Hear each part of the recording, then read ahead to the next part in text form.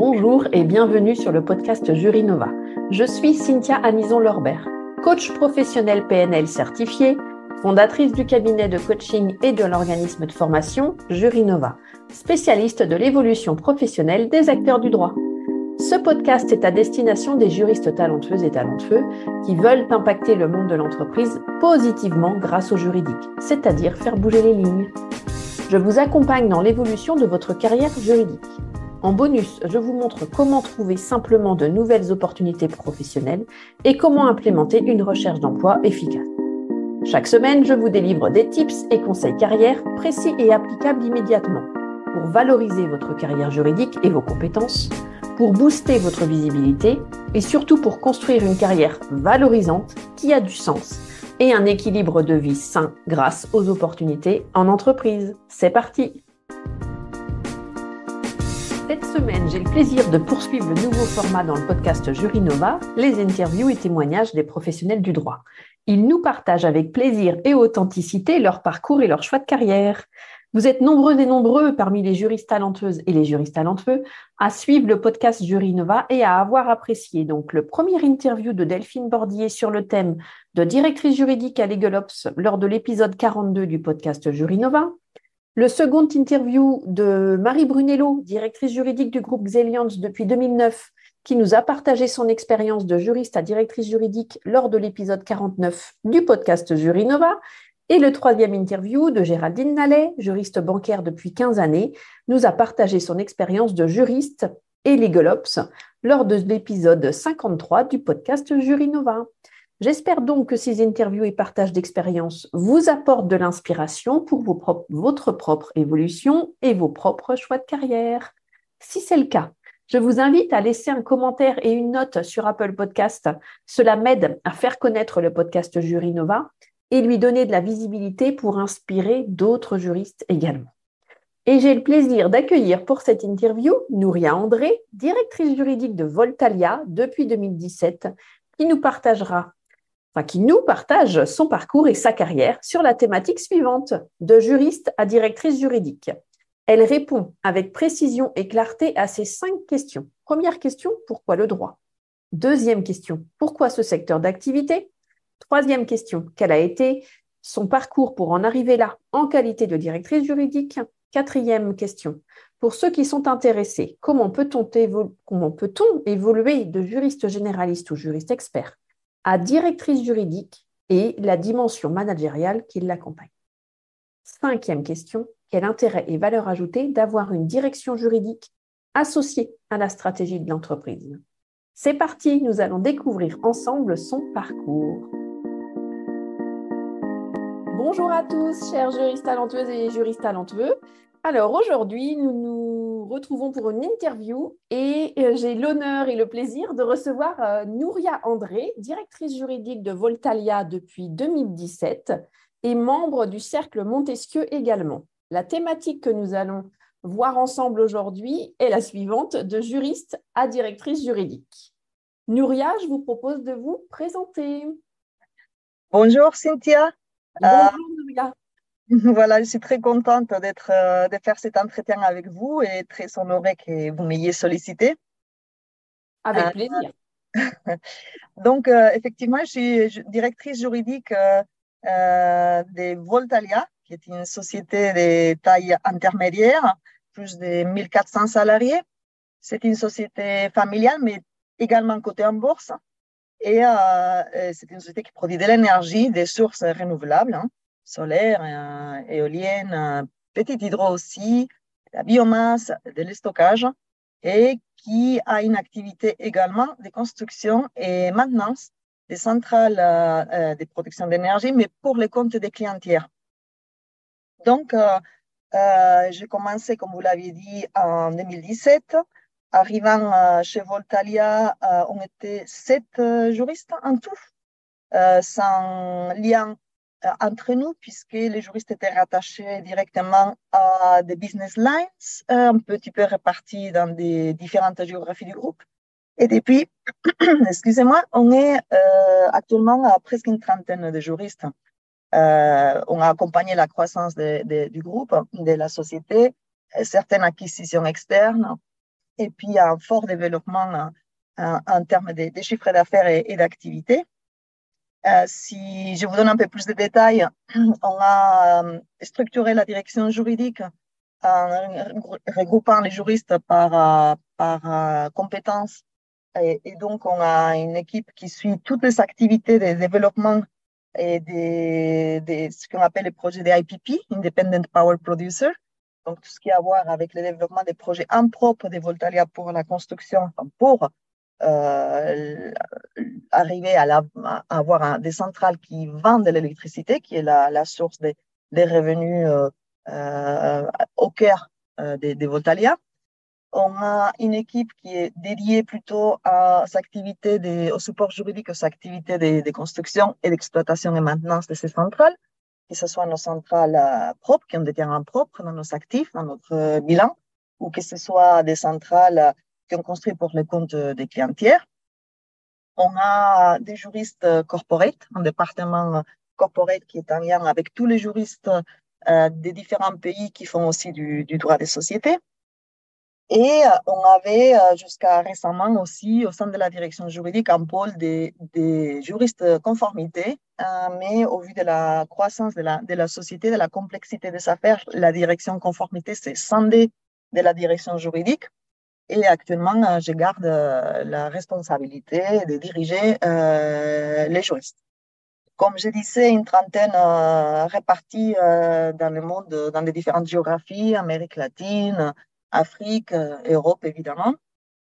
Et puis avec un double rattachement envers moi, certains en hiérarchique, avec un rattachement fonctionnel au patron des business et d'autres en rattachement fonctionnel envers moi et avec un rattachement hiérarchique plutôt au patron du business en fonction des enjeux et de la distance géographique par rapport à Paris, ainsi que de l'appétence des différents patrons de business par la direction juridique, c'est-à-dire qu'il y en a qui préfèrent avoir des juristes à leur service directement, il y en a d'autres qui préfèrent ne pas avoir à gérer les juristes et faire plutôt appel à une direction juridique centrale.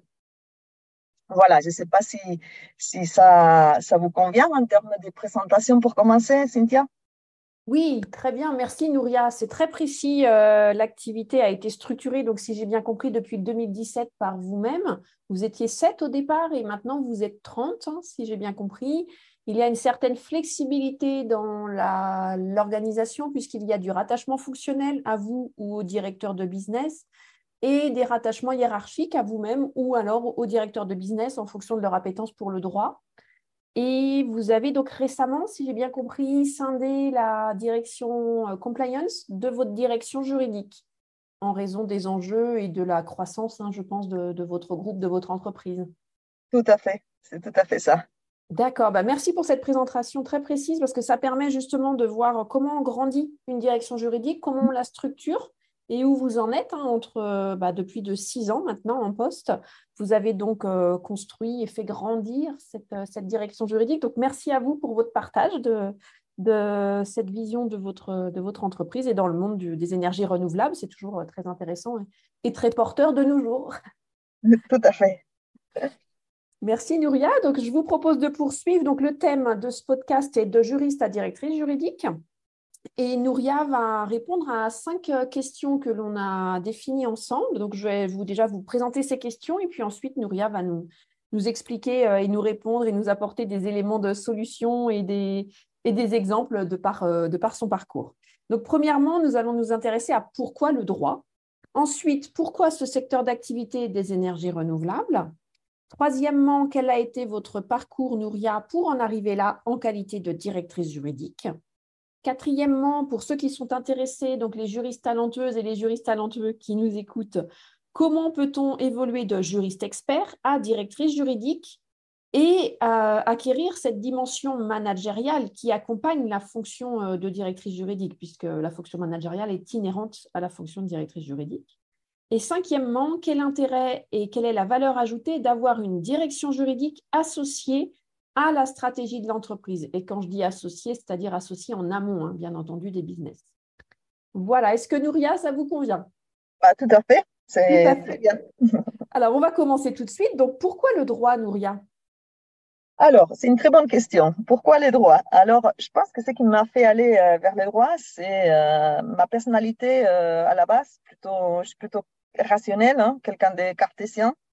J'ai un certain goût pour la logique et pour la recherche du bon sens. Et je pense que contrairement aussi des reçus, le droit est une matière, je dirais presque mathématique, ou en tout cas, la logique et le raisonnement jouent un rôle très, très important. Plus aujourd'hui où l'accès à l'information juridique, bah, il est là. L'accès est très facile par les biais de l'Internet, hein, tout simplement. On peut avoir n'importe quelle consultation juridique, on trouvera une réponse sur Internet de manière assez facile. Ce qui fait que du coup, les juristes, on n'est pas, et les professionnels des droits, on ne doit pas être des disseurs des droits, on doit plutôt être, il me semble, des analyseurs des situations, des analyseurs des faits, ou des faits plutôt. Et je m'excuse, je profite pour m'excuser de mon petit accent. Je suis de nationalité espagnole, d'origine espagnole, et il n'y a pas moyen de m'en défaire de cet accent. Donc voilà, vous saurez compris. Merci. Merci, Nouria. Ça chante. Moi, j'adore votre accent. Ça chante, vous nous emmenez le soleil. Donc, merci beaucoup. Bon, je ne fais pas exprès, je n'y peux rien. Voilà. Donc, ce que je disais plus sérieusement, c'est que les juristes doivent être des stratèges, hein, il me semble, hein, pour rechercher des solutions ou pour optimiser et sécuriser des projets. Et je pense que ça reste valable, que ce soit en matière de droit commercial, évidemment, hein, un droit des affaires, mais aussi en droit civil, aussi en droit pénal. Et aujourd'hui, on voit comment le droit pénal des affaires connaît un développement impressionnant, hein, ce qui est le résultat aussi des nouveaux moyens dont la France est dotée en matière de lutte contre la corruption, par exemple, hein. En droit public aussi. Il faut savoir être stratège. Donc, voilà, pour moi, les droits, ce n'est pas ou ce n'est plus une matière à prendre par cœur, hein, c'est plutôt un enjeu qu'il faut savoir appréhender. Et les juristes, on doit être là pour faciliter cette appropriation du volet juridique de la vie, que ce soit la vie privée ou que ce soit la vie professionnelle, par les non-juristes. D'autre part, aussi, ce qui m'a fait aller vers les droits, c'est mon ambition de servir, hein, au sens noble du terme, hein. Donc, servir, hein, dans le sens d'aider ou de contribuer ou d'être utile à une cause, à un objectif. Et bah, dans le cas des juristes, c'est par le biais de l'apport d'un éclairage juridique nécessaire pour qu'une cause ou cet objectif avance dans le bon sens. Alors, une fois que je dis ça, pourquoi je suis en entreprise, pourquoi je ne suis pas avocate ou je n'en sais rien, notaire ou procureur ou juge. En fait, pour moi, l'entreprise m'est apparue comme l'endroit idéal pour m'épanouir parce que tout simplement, j'ai toujours adoré les travaux en équipe. Et ça date depuis toujours, hein, déjà dans mon enfance. Je raconte quelque chose d'un peu plus privé, mais quand j'étais nageuse, j'ai gagné quelques médailles dans ma vie. Bon, à mon niveau, hein, c'était pas à niveau national, mais le bonheur de gagner des médailles, en fait, il était multiplié par 4 lorsqu'on nageait les relais. Et c'est ça qui me plaît, c'est de faire partie d'un corps plus grand, travailler avec des personnes qui ont d'autres regards, d'autres perspectives, d'autres approches, en mentalité, au point de vue, ce qui est toujours enrichissant. Et ça, je pense que c'est une qualité essentielle pour être juriste en entreprise parce que on doit avoir des qualités d'écoute et d'empathie. On doit pouvoir se mettre dans la peau de la personne qui sollicite nos conseils et de comprendre la personne qui est en face de nous, quels sont ses besoins et quelles sont ses contraintes. Voilà, je trouve tout ça en entreprise. C'est vrai qu'au début de ma carrière, donc avant d'être maman, donc ça commence à dater un petit peu, j'ai travaillé, j'ai fait du bénévolat pour plusieurs ONG en France, mais aussi à l'étranger, en Argentine notamment, en matière d'éducation populaire au droit. Donc, la question de la pédagogie, elle était déjà présente lorsque j'ai commencé mon métier. aussi en matière de conseils en droit de la famille, à des femmes ou en droit des étrangers. Et donc voilà, j'aurais pu en fait, j'aurais sans doute voulu continuer aussi dans cette activité, mais malheureusement, la rémunération n'est pas là. On est un petit peu rattrapé par les principes de réalité. Oui, Et, je pense que c'est plus facile aujourd'hui de travailler en ONG, de pouvoir en vivre. À l'époque, ça ne l'était pas. Je dis à l'époque, je parle des années 90. oui. Donc, je commençais directement ma carrière professionnelle à entreprise au cœur du business, même si j'étais pour une grande partie de mes années de commencement de carrière, je travaillais à temps partiel. Et donc, je continue à travailler dans des ONG tous les vendredis, notamment, Tous pendant les quelques années. vendredis. D'accord, donc vous aviez conservé cette partie d'activité bénévole au sein des ONG. Tout à fait, que j'aimerais aussi reprendre bien plus tard quand je serai à la retraite. Quand Pas vous tout de serez à la suite. retraite. D'accord, revenir à vos premiers amours. Voilà, tout Ok, à fait.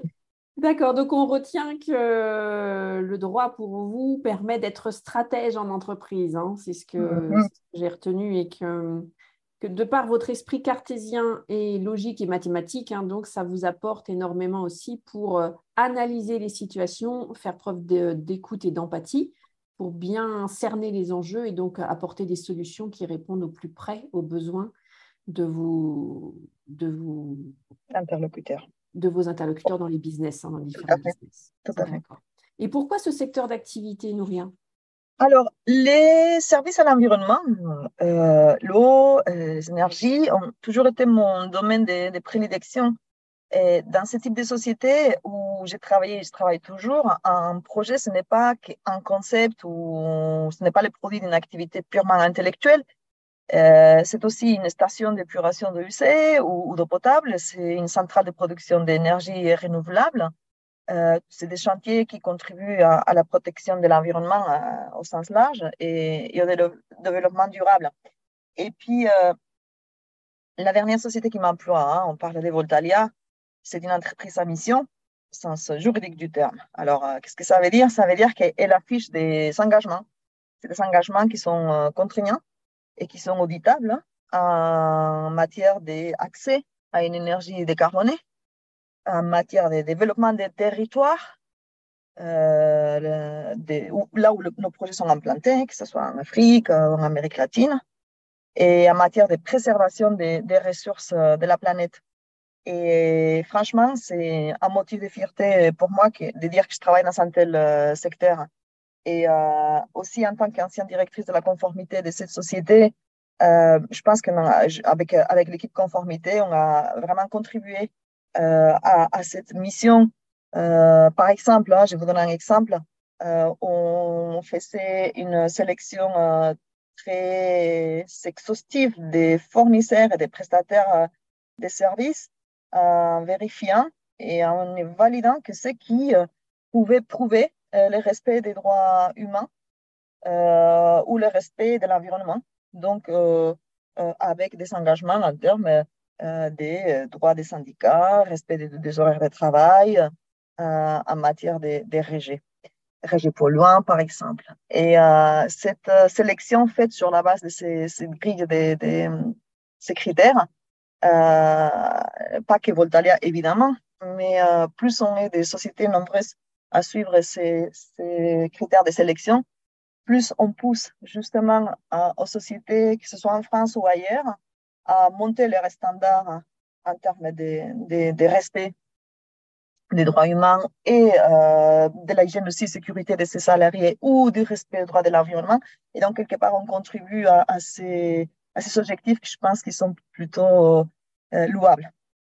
Alors, j'ai travaillé aussi dans le passé pour des sociétés de distribution, et, mais il est vrai qu'il y a à ces côtés de création de valeurs ajoutées d'une société de construction qui me plaît, qui me motive, bien plus que des activités d'échange ou de commerce. Alors, ça vient peut-être aussi de mon enfance. Mon père, il était avocat à la base, pénaliste de formation. Il a toujours travaillé comme entrepreneur Et il avait une usine de briques et il en était fier de participer à la construction, pour le coup au sens primaire de la construction avec sa fabrication des briques. Et voilà, ça a toujours été un motif de fierté pour lui et je pense que j'ai hérité aussi de sa part cette envie de participer à la construction de quelque chose qu'on voit pousser des terres. D'accord, merci. Donc, il y a une filiation naturelle qui s'est faite autour de la construction. Voilà, on va dire ça, on peut dire ça. D'accord. Merci pour ces précisions et on sent votre engagement et votre volonté de défendre les droits humains, de défendre l'environnement. On sent comment dire, une fierté de pouvoir travailler dans ce type d'environnement et de respect de ces critères. Mhm. Donc, merci pour ce partage. Et maintenant, Nouria, quel a été votre parcours pour en arriver là en qualité de directrice juridique? Alors, logiquement, Cynthia, c'est l'expérience, Oui. c'est aussi la persévérance et j'allais dire malheureusement l'âge. Ou Je blague. heureusement, tout à fait heureusement également. Heureusement, oui, bon, il n'y a pas que des côtés positifs dans l'âge. Bon, je blague un petit peu quand même. Mais il est évident qu'il faut un certain nombre d'années d'expérience avant d'arriver à un poste de directeur ou de directrice juridique et pas seulement à cause de sa dimension managériale, hein, je pourrais vous en parler après, enfin, ma vision. Mais je pense qu'on n'est pas directeur ou directrice sans avoir quand même vécu un certain nombre d'expériences en entreprise. Déjà qu'on a commencé comme juriste, qu'on a regardé comment nos prédécesseurs ou nos anciens directeurs juridiques ont œuvré, on s'en est inspiré et j'ai eu des très excellentes sources d'inspiration en tout cas en ce qui me concerne. Puis il faut faire ses preuves et puis à un moment on devrait pouvoir arriver à un stade où l'on peut se positionner en tant qu'expert, pas tellement en tant qu'expert technique, mais aussi en tant qu'expert de la gestion des situations ou des projets ou des personnes. Et du coup, on trouve qu'on peut naturellement parler d'égal à égal avec les dirigeants d'une société ou de sa société. Donc, de mon côté, je pense que j'ai eu un parcours plutôt classique dans le sens que, voilà, je commençais comme juriste, comme je disais, au sein d'une grande entreprise qui avait une équipe juridique de qualité euh, importante. Était à l'époque le directeur juridique et l'un des anciens directeurs, enfin l'un des anciens présidents, pardon, de l'Association française des juristes d'entreprise. Pour moi, ça De a été la FJE, hein, c'est ça? la FGE, voilà. Oui, tout à fait. D'accord, merci. Donc, pour moi, c'était la meilleure université, hein. Évidemment, j'ai fait du droit en Espagne, j'ai fait du droit en France, mais j'ai vraiment commencé à apprendre au sein de cette direction juridique. Après, j'ai évolué vers des postes de responsabilité, des juristes responsables directement d'une géographie précise. Bon, dans mon cas, c'était l'Amérique latine. Et puis, l'Amérique latine, ça comprend aussi le Brésil, hein. Au Brésil, c'est le portugais, mais je parle le portugnol. Donc, c'est le portugnol qui est le mélange entre le portugais et l'espagnol. Enfin, voilà, je peux travailler en portugais aussi. D'accord. Je profite pour dire évidemment en plus de l'anglais, mais l'anglais, c'est comme lire et écrire, hein. On ne peut pas prétendre actuellement être juriste en entreprise sans savoir parler l'anglais, l'écrire, négocier en anglais, s'exprimer en anglais. D'accord. Absolument. Et puis, en évoluant, en changeant de société aussi, j'étais rattachée directement à un directeur opérationnel. Après, je pense, plus de 10 années de rattachement à des directeurs juridiques. Et en tant qu'à ce moment-là, directrice juridique d'une business line à l'intérieur d'une société, d'une grande société, et les goûts pour mon rôle de directeur juridique est venu de là, de cette expérience, d'être directement rattaché à un patron business, pouvoir l'accompagner directement, l'éclairer, devenir presque indispensable pour lui, pour les équipes, ce qui est pour moi une source de satisfaction énorme. Alors, en complément, Cynthia, je pense aussi que ça m'a aidé dans ma carrière, le fait d'avoir travaillé à l'étranger. J'ai travaillé à Bruxelles d'abord en tant que juriste senior. au sein des sièges européens des deux sociétés américaines. Ça m'a aussi permis de connaître la culture américaine. J'ai travaillé à Glasgow, en Écosse, dans une filiale d'un grand groupe français des services à l'environnement dans ce cas-ci. Et tous ces déplacements, en fait, je les ai fait en suivant mon mari, mais heureusement, j'ai toujours pu garder un fil conducteur dans ma carrière. J'ai toujours pu trouver des postes intéressants et cohérents avec mon parcours. Et j'ai eu de la chance. Bon, j'ai aussi évidemment cherché à les faire.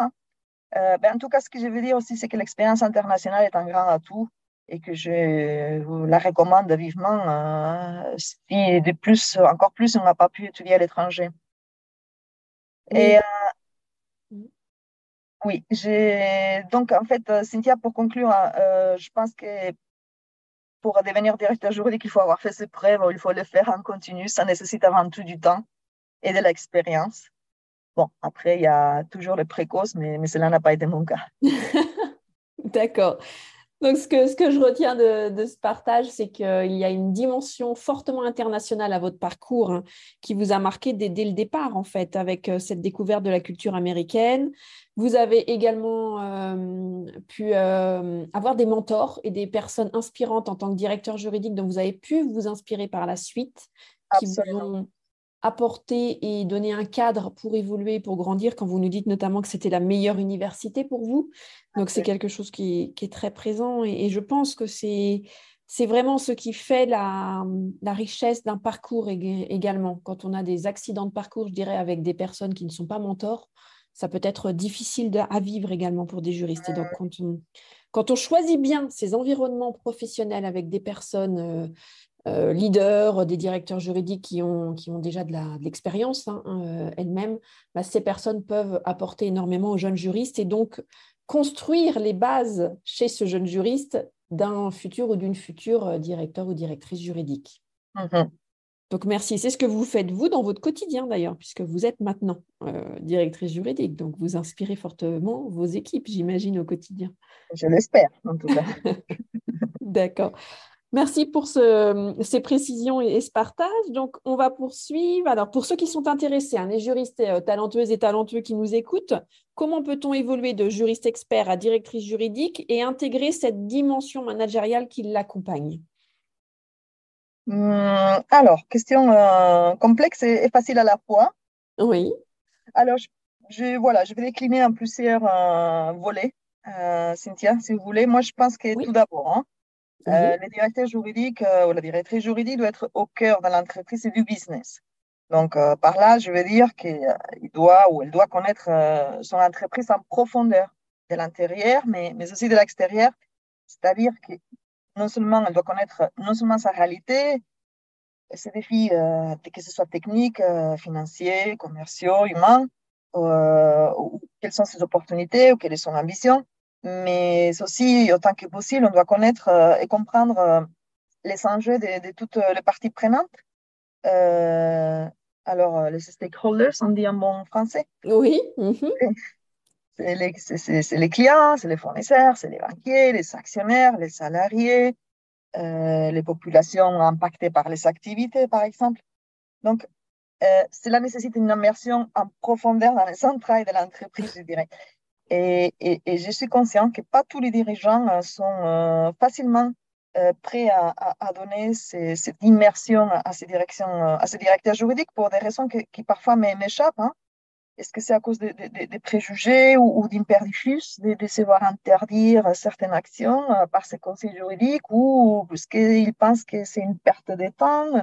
Mais bon, je constate aussi qu'on évolue de plus en plus vers une bonne appréhension du rôle du juriste business partner avec les nouvelles générations aussi des dirigeants par rapport à 10 ans, par exemple. Oui. Oui, il y a une évolution que vous constatez. D'accord. OK. Je le constate très clairement. Il y a un gap générationnel sur ce sujet. Et Oui. ce qui va absolument dans les bons sens. Oui, tout à fait. Comme quoi, le directeur juridique est un véritable atout de par sa valeur ajoutée pour l'entreprise. Non, absolument, complètement. Et Alors, donc, si on parle des atouts, justement, des directeurs juridiques, évidemment, il faut qu'ils soient professionnels du droit. Donc, en tant que tel, doit se connaître l'environnement juridique et réglementaire qui s'applique à la société. Alors, je vais dire des évidences. Si on est dans la distribution, on doit savoir connaître le droit à la distribution, les droits de la consommation. Si on est dans les BTP, on doit connaître la construction, ainsi de suite.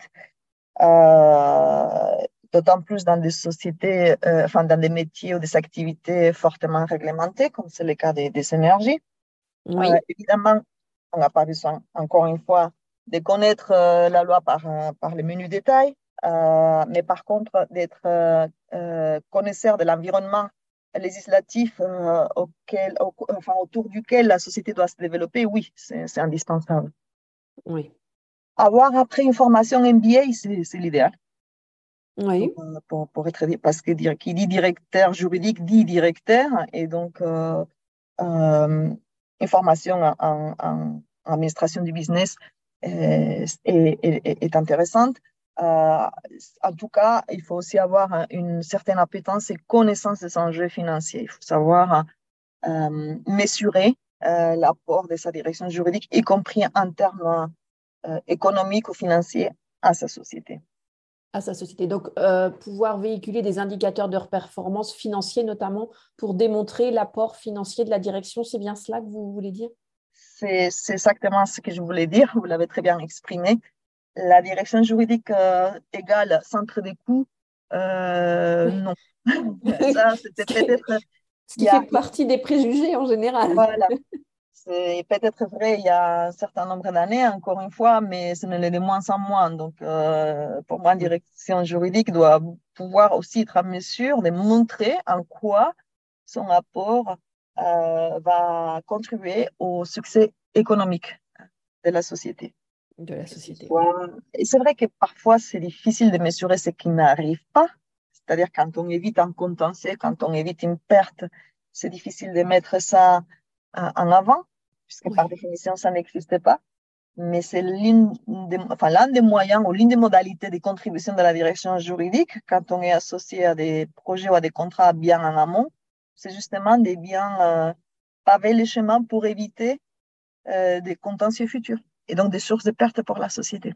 Pour la société, voilà. Et donc là, il y a tout un travail de, j'imagine, de pédagogie auprès de la direction pour quand quand vous intervenez beaucoup plus tôt en amont dans les dossiers, bien entendu, vu que vous sécurisez toutes les clauses, vous pouvez démontrer que vous allez éviter tel ou tel contentieux que peut-être vous avez rencontré auparavant sur d'autres dossiers. Exactement, exactement. Et parfois, c'est vrai que c'est d'autant plus évident quand on passe une mauvaise expérience parce qu'on a un mauvais contrat bâclé, pas bien couvert, et qui donne donc une opportunité à la contrepartie de soulever une réclamation. C'est vrai qu'on apprend quand on passe par une mauvaise expérience et les contrats futurs sera amélioré et on tomberait pas normalement des fois sur la même pierre. Mais voilà, c'est un travail un petit peu ingrat dans ce sens que le juriste, il va être le plus conscient de ce qu'il a contribué à éviter, mais il Oui, ne pourra pas toujours communiquer ce message ou les faire transparaître en dehors de sa direction juridique parce que justement, c'est un risque qu'on a évité de voir matérialiser. oui, Après, on peut évidemment mettre en avant des gains faits lors des contentieux. Ça, c'est plus visible, si c'est vous plus voulez. visible.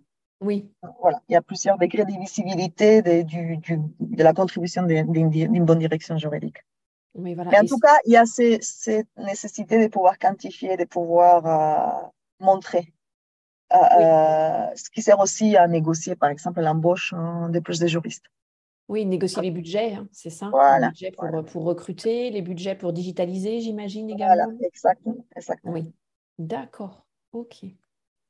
Voilà. Bon, les KPIs, les Key Performance Indicators, c'est tout un sujet.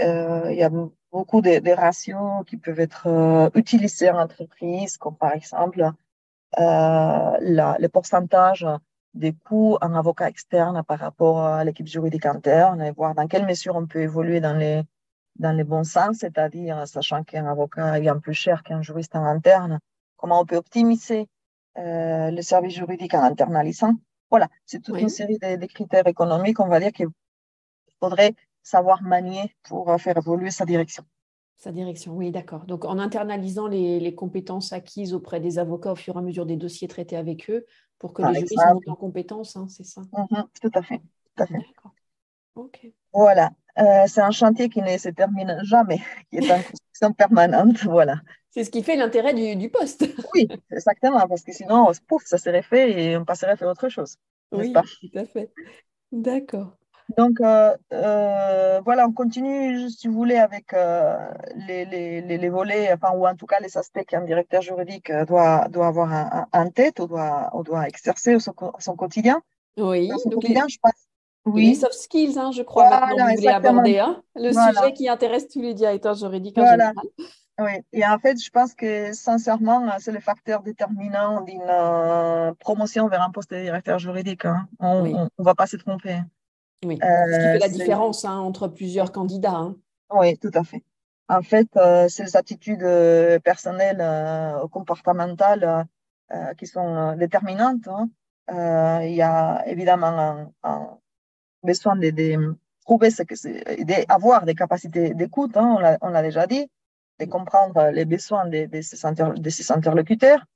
Il faut évidemment avoir des qualités d'analyse et de synthèse. Il faut savoir voir je dirais la big picture, donc prendre du relief en mettant justement en perspective les enjeux juridiques avec les autres enjeux de l'entreprise. Et donc, être capable de faire la distinction entre ce qui est prioritaire, ce qui ne l'est pas, ce qui est un must-have par rapport à un nice-to-have. Oui. Voilà. Il faut savoir communiquer de manière claire et concise. Quoi de plus horrible d'avoir l'impression d'un juriste qui s'écoute lui-même, qu'on ne peut pas, on n'arrive pas à arrêter. Oui, un diseur de droit. Voilà, un diseur de droit. Oui. Voilà. Il faut aussi, je pense, savoir influencer ou faire passer son avis presque en douceur, tout en ayant le courage de le maintenir, malgré le fait qu'il peut y avoir une pression exercée par les dirigeants de nous faire changer d'avis. Ça, c'est encore plus important lorsqu'on est aussi directeur ou directrice de la conformité, hein, Oui. parce qu'on a affaire à des affaires un petit peu compliquées en termes de décisions à prendre qui va couvrir des aspects non seulement juridico-légaux, mais aussi réputationnels. Voilà. Et Oui. puis, et du coup, ce qui me fait penser aussi que si un directeur juridique ou une directrice juridique est plus que ponctuellement en désaccord avec les décisions de son dirigeant, peut-être qu'on doit quitter l'entreprise, il faut avoir le courage de la quitter, la société. Sur ça, je suis assez radical. Oui, quand il y a une divergence trop Ouais. régulière et qui dure dans le temps, à un moment donné, il faudra avoir le courage de la quitter, hein, c'est ça. Je pense que c'est important de garder une certaine cohérence avec ses valeurs à soi, intime en tant que personne, en tant que professionnel. Et donc, s'il n'y a pas une bonne communion entre ces valeurs et celles de l'entreprise ou de l'environnement dans lequel on évolue professionnellement, à la longue, ça va être préjudiciable pour l'entreprise et puis pour nous en tant que personne. En tant que personne. Donc, on pourrait parler d'éthique professionnelle et Voilà, tout à fait. personnelle. Une certaine Oui, déontologie, tout à fait. Une certaine oui, déontologie, une certaine cohérence avec soi-même. Et voilà. d'accord. OK. Et puis, pour revenir sur Cynthia, sur la dimension managériale qui vous intéresse ou qui pourrait Oui, intéresser particulièrement, en fait, alors, on parle évidemment d'un directeur juridique ou d'une directrice juridique qui a des équipes, hein, donc qui peuvent être plus ou moins grandes, mais un directeur juridique, pour moi, doit être un leader, hein, pour les membres de son équipe et aussi un mentor, pas menteur. un mentor. OK. Voilà. Donc, leader et mentor. Oui. Oui, tout à fait. Alors, leader, hein, pour moi, le leader, évidemment, enfin, pour moi, je pense que c'est l'acception commune du terme, c'est quelqu'un qui montre les chemins, n'est-ce pas, qui inspire, hein, qui motive, qui donne les cadres, qui donne la mission, hein. Quelle est la mission de la fonction juridique dans l'entreprise, quels sont nos objectifs sur le court terme et sur le long terme. comme on avait dit tout à l'heure, en montrant par exemple les indicateurs de performance, en définissant les indicateurs de performance. Les mentors, c'est plutôt quelqu'un qui va faire monter en puissance les juristes, qui va être capable de déceler ce qu'il y a mieux en chacun des juristes, selon sa personnalité, appétence, selon les rythmes de chacun. Et donc, par exemple, si j'ai un juriste dans l'équipe qui est chevronné en négociation de contrats complexes avec des délais courts, des enjeux économiques majeurs, beaucoup d'adrénaline au quotidien, je ne pense pas qu'il ou elle serait heureux à rédiger, s'il devait rédiger des procédures transverses ou pour organiser un séminaire juridique avec des thématiques de réflexion de fond.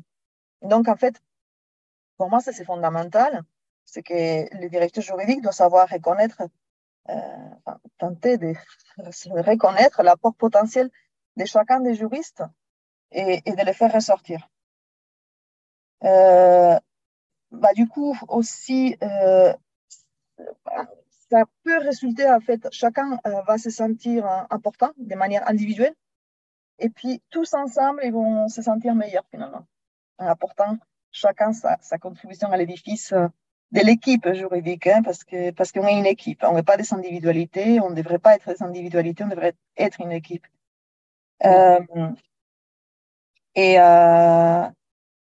Alors, qu'est-ce qui se passe justement quand on a quelqu'un qui ne joue pas les jeux, qui est individualiste, ou qui ne sait pas communiquer, ou pire, sectaire? Eh ben, malheureusement, quand on est manager, ça ne peut pas être que du bon, il y aura aussi du mauvais, c'est-à-dire qu'il faudrait pouvoir prendre des décisions de se défaire de quelqu'un quand cette personne est nuisible, in fine, pour l'équipe. À son équipe et à la cohésion de l'équipe, hein, c'est bien Voilà. ça. Oui. Voilà. C'est malheureux, mais parfois, il faut prendre ce type de décisions. Oui. Mais tout en sachant que donc, le directeur juridique doit savoir protéger son équipe et puis créer les conditions de l'épanouissement de chacun et de l'équipe. Oui. Donc, voilà comment je vois. Je pense que pour évoluer sur un poste de directeur ou de directeur juridique, c'est évidemment une question de goût, hein, aussi de maturité, on a dit, et puis d'affinité pour les rôles managériels de la fonction. Ce rôle managérial, il va prendre beaucoup de temps. Et à mesure que les équipes grandissent, cette partie du temps de travail va être consacrée au management. Et il faut savoir être très disponible pour ces équipes. Oui, donc on réoriente ses fonctions dans son quotidien plutôt sur le management, hein, c'est ça. Sur le management, être aussi quelqu'un avec qui accessible à un juriste qui va avoir un doute sur un tel dossier, comment approcher un tel sujet. Voilà, il faut être, encore une fois, mentor et mettre son expérience au service des plus jeunes, au service de ceux qui commencent, pour les aider à grandir dans leur fonction. Oui. Et c'est c'est un des aspects qui vous Motive. Au quotidien, hein. Oui, d'accord, c'est bien ce que j'avais compris, d'accord. Donc c'est une question d'ambition, de goût, de maturité et d'affinité pour ce rôle managérial. Pour la pédagogie, tout à fait, entre autres. Oui. D'accord. Merci Nouria pour ces précisions. Vraiment, c'est très, très intéressant, hein. Donc, le premier point, c'était le fait que le directeur juridique doit plonger au cœur de l'entreprise. Oui. Le deuxième point, c'est qu'il doit quand même, c'est un juriste à la base, donc il doit connaître son environnement juridique et réglementaire propre au secteur d'activité et aux activités elles-mêmes. Troisième point, ce sont toutes les soft skills, donc les aptitudes personnelles comportementales qui sont fondamentales pour faire la différence et devenir directeur juridique. Tout à fait. Et dernier point, il faut être un leader et un mentor pour pouvoir déceler les potentiels chez ses équipes, chez les membres de son équipe, chez les juristes, pour pouvoir les faire grandir, chacun à leur rythme, chacun en fonction de leurs appétences, les mettre au bon endroit pour qu'ils soient eux-mêmes épanouis. C'est bien ça. Voilà. D'accord. Merci pour ces précisions. C'est très clair, très précis. Et dernière question, Nouria, quel intérêt et valeur ajoutée d'avoir une direction juridique associée à la stratégie de l'entreprise? Alors, vous nous en avez déjà dit beaucoup, hein, mais si vous pouvez nous apporter encore quelques compléments, on veut bien. Oui, bon alors je vais essayer. C'est vrai qu'on en a beaucoup dit là-dessus. Maintenant, un juriste business partner hein, qu'on revendique de nos jours, bah, on ne peut le devenir qu'en étant étroitement associé au business. Hein. Si une société qui ne positionne pas ses juristes au cœur du business, en fait, il va payer par les biais des salaires des consultations juridiques moins chères, mais qu'il pourrait avoir en payant un avocat à l'extérieur. Et on pense faire une économie peut-être, mais paradoxalement, ça va être une source d'appauvrissement, et non seulement pour les juristes, parce que le juriste n'a qu'un seul client, qui est son entreprise, et donc ne peut pas s'enrichir avec d'autres expériences, mais pour la société qui emploie ces juristes, ça serait aussi un appauvrissement, parce qu'un juriste qui ne fait qu'exécuter des décisions prises en amont, ou qui n'est qu'une chambre d'enregistrement, bah, il va finir forcément à plus ou moins long terme démotivé. Il va perdre en compétences et puis il va perdre en pertinence et en impact. Et voilà, donc ce serait qu'un mauvais investissement d'avoir un juriste qui n'est pas intégré, qui n'est pas associé à la stratégie de l'entreprise, hein, il me semble. Et puis, il faut les rappeler, hein, les juristes en entreprise, contrairement à un cabinet d'avocats, et ce que j'ai dit, c'est absolument pas méprisant du tout pour les cabinets d'avocats, entendons-nous, hein, c'est des Oui, métiers différents. C'est des métiers différents. L'activité du juriste n'est pas entre guillemets, vendre du droit, ce qui est un peu, enfin, ce qui est l'activité du cabinet d'avocats. Ils vendent leurs prestations juridiques. Les juristes en entreprise ne vendent aucune prestation juridique. Les juristes en entreprise contribuent à la vente même des produits et des services de son entreprise. Alors, j'ai ma propre métaphore, peut-être un petit peu trop conceptuelle, hein, c'est assez personnel. Pour moi, les droits, et aussi les droits en entreprise, ce n'est pas un nom au sens grammatical du terme, c'est plutôt un adjectif qui va s'accoler à un nom. Et les noms dans ce cas-ci, c'est le business. oui, Et donc, c'est vrai qu'encore aujourd'hui, et puis toujours, et je le ferai toujours, je vais essayer au quotidien de montrer l'intérêt de faire appel aux juristes de ma direction le plus en amont possible, en les associant aux débats et aux discussions précédant les décisions stratégiques. Et ne pas les utiliser non plus en tant qu'urgentistes, hein, lorsqu'une catastrophe s'est produite et qu'il faut vite courir devant un juge ou un arbitre. Et voilà, donc c'est vrai, Cynthia, à chaque fois que j'arrive à faire participer, par exemple, les juristes de ma direction à des réunions, en réunions régulières des directions opérationnelles, au même titre qu'un directeur des achats, par exemple, je vois les bénéfices que tire et la société et les juristes. Et pour moi, ça fait deux heureux. Les clients internes et les juristes de ma direction. Je ne sais pas si, voilà, si je me suis bien fait comprendre sur cet intérêt absolu d'associer les juristes en amont et autant que faire se peut à la stratégie de l'entreprise. oui. Si c'est très clair, l'intérêt et la valeur ajoutée d'associer les juristes en amont, donc sur tous les dossiers stratégiques, avant de prendre les fameuses décisions, on n'y va pas dans ce sens-là ou dans un autre sens. Le juriste, dès lors qu'il est associé en amont, va forcément apporter sa propre vision tout en comprenant les enjeux stratégiques et financiers derrière et business. Et donc, le juriste recevra forcément de la reconnaissance et aura un plus grand impact puisqu'il va acquérir tout un tas de connaissances au contact de ces business, en fait, du business pur. Donc, il va forcément grandir, acquérir en impact et ces précisions, ces conseils, ces solutions proposées seront forcément de plus en plus adaptées aux enjeux des filiales business. Donc, c'est ce Exactement, qu'on entend. exactement, exactement. Et on est là non seulement pour aider à décider si on y va ou si on n'y va pas, mais comment on y va. Oui, Quelle est la meilleure structuration, par exemple, d'un deal, oui, la plus optimisée, la plus sécure, la plus pertinente. oui, oui. Voilà. Et donc, dans ce cas-là, il se sent utile, il se sent à la bonne place, utile, valorisé, Oui, reconnu. Et la société investit en fait en son juriste pour qu'il croie et qu'il soit de plus en plus compétent, finalement. voilà, mais tout à fait. C'est un donnant-donnant. C'est un C'est donnant-donnant. donnant. Donc, oui, Exactement. oui.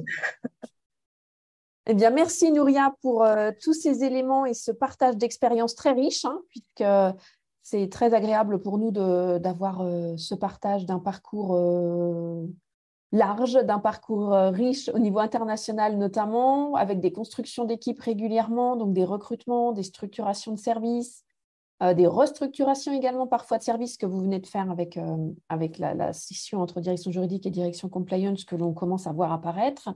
Et puis, alors là, on n'a pas eu le temps d'en parler entre nous, mais il y a également tous les aspects de digitalisation que vous avez déjà mis en œuvre et que vous allez encore mettre en œuvre par la suite.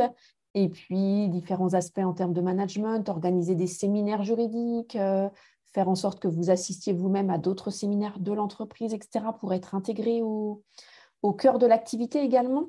Donc, merci beaucoup pour tout ce partage, Nouria. Avec plaisir, Cynthia. C'est un vrai plaisir. J'espère que ça pourra intéresser ou inspirer ceux qui s'intéressent. Oui, tout à fait. Je pense que beaucoup de personnes vont être inspirées, tout à fait. Merci à vous, Nouria, et très belle journée à vous. Merci, de même, Cynthia. Au revoir. Au revoir. Nous nous sommes posé les 5 questions suivantes tout au long de l'épisode et Nouria André nous apporte des réponses précises et claires. Première question, pourquoi le droit? Deuxième question, pourquoi ce secteur d'activité? Troisième question, quel a été votre parcours pour en arriver là en qualité de directrice juridique? Quatrième question, pour ceux qui sont intéressés, comment peut-on évoluer de juriste généraliste ou juriste expert à directrice juridique et acquérir la dimension managériale qui l'accompagne? Cinquième question, quel intérêt et valeur ajoutée d'avoir une direction juridique associée à la stratégie de l'entreprise? Maintenant que vous avez eu toutes les réponses de Nouria, je m'adresse à vous, chère juriste talentueuse et chère juriste talentueux. Quelle est la question qui vous a le plus interpellé? Quels sont les tips et conseils qui vous aident de plus? En conclusion, l'évolution de juriste généraliste ou juriste expert vers un poste de manager en qualité de directrice ou directeur juridique, est-ce une piste que vous explorez? Si oui, si c'est le cas pour vous, je vous conseille pour aller plus loin dans votre réflexion et votre introspection, dans un premier temps, de lister toutes vos compétences en droit précisément. D'y associer pour chacune des compétences en droit 1 à 2 expériences significatives. De lister vos compétences en négociation et en business précisément, comme le business partner que vous êtes. D'y associer pour chacune 1 à 2 expériences significatives. De lister vos soft skills, notamment en matière de communication, de gestion du stress, de prise de décision, précisément. D'y associer pour chaque soft skills 1 à 2 expériences significatives. De lister vos compétences digitales, notamment en matière de contrat tech et closing, de legal design, de veille réglementaire, précisément. D'y associer pour chaque compétence digitale 1 à 2 expériences significatives avec le nom des outils digitaux utilisés. Puis de lister vos centres d'intérêt qui ne vous demandent aucun effort, c'est-à-dire qui relèvent du plaisir, voire de la passion. Et enfin, posez-vous les questions suivantes au sujet de votre contribution.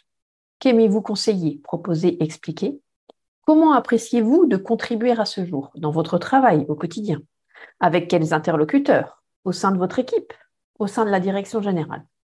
Voilà, vous avez découvert les subtilités de l'évolution du métier de juriste généraliste ou juriste expert vers le poste de directrice juridique à travers ce parcours. Et vous savez qu'une telle évolution est possible et que la vocation peut apparaître et se dessiner au fur et à mesure des expériences au cours de sa carrière en qualité de juriste généraliste ou juriste expert. Vous connaissez également les éléments nécessaires pour devenir directrice juridique. À la clé, développement de soi, découverte, adaptation, apprentissage, enrichissement intellectuel, interaction sociale, responsabilité, épanouissement, valorisation, reconnaissance, confiance et fierté. C'est à vous de jouer, votre avenir vous appartient. Et si vous voulez être accompagné pour cette évolution professionnelle, c'est ce que nous faisons ensemble dans l'accompagnement mobilité pendant 4 mois dans les modules 1 et 2.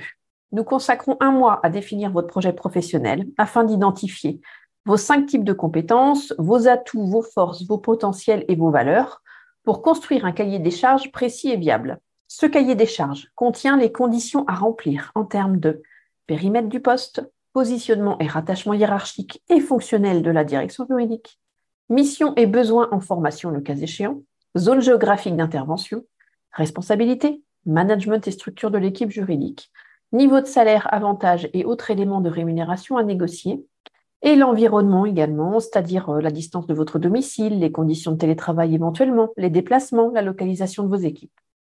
Puis nous consacrons 1 mois pour optimiser vos outils de communication et votre personal branding. Ce sont les modules 3 et 4. Nous nous intéressons à votre CV, votre carte d'identité professionnelle, votre profil LinkedIn afin de l'optimiser pour être sélectionné par les recruteurs, votre pitch ou votre présentation, votre vision de la direction juridique et de sa valeur ajoutée au sein de l'entreprise, l'image que vous renvoyez et votre réseau pour pouvoir l'activer. L'objectif est double à cet accompagnement. Il est de mettre en valeur les éléments de votre parcours qui vont répondre aux besoins et aux enjeux des secteurs d'activité et des entreprises que vous souhaitez intégrer.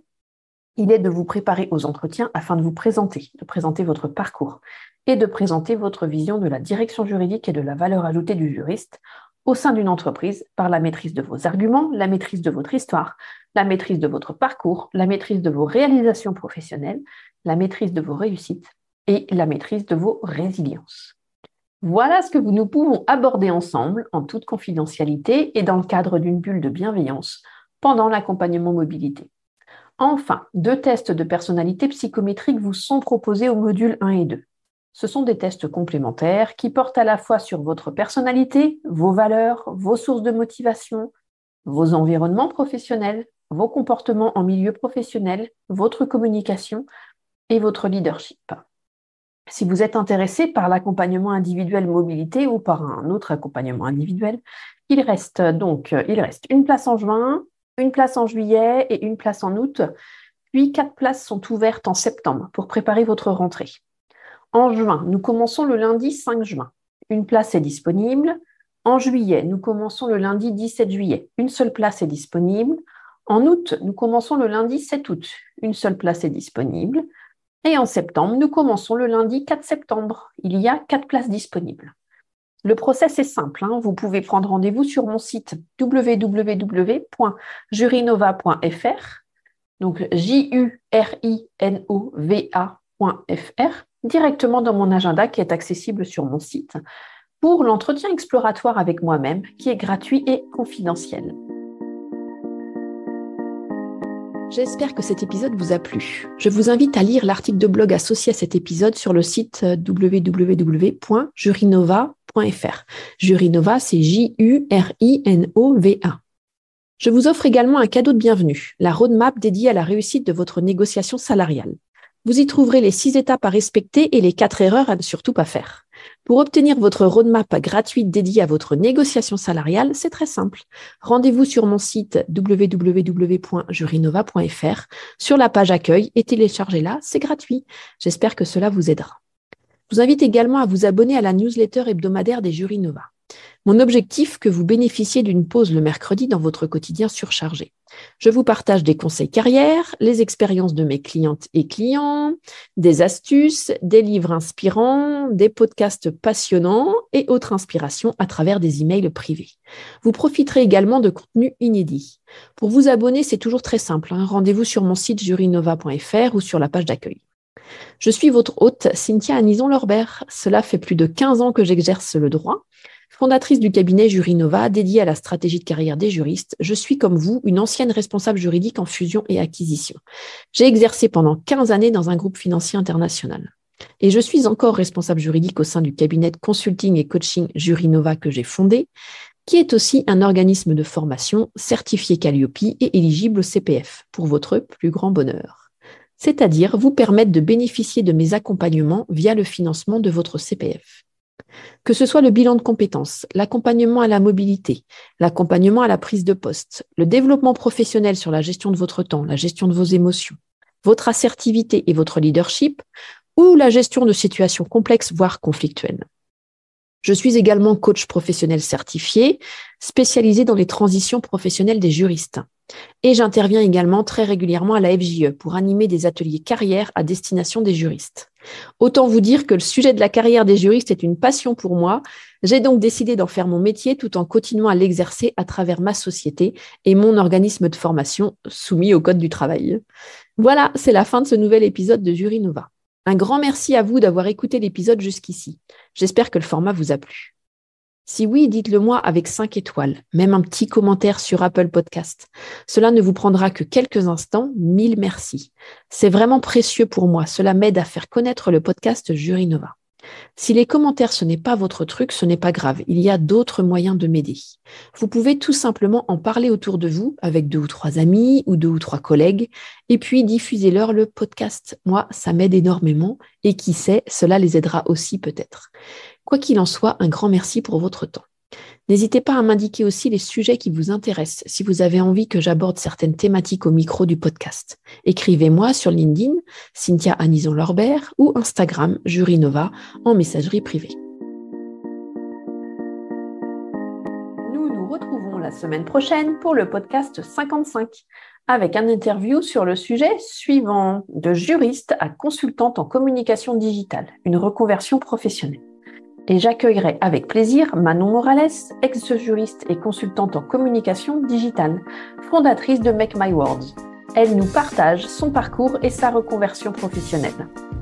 Belle journée à vous, chères juristes talentueuses et chers juristes talentueux, prenez soin de vous. Bye bye.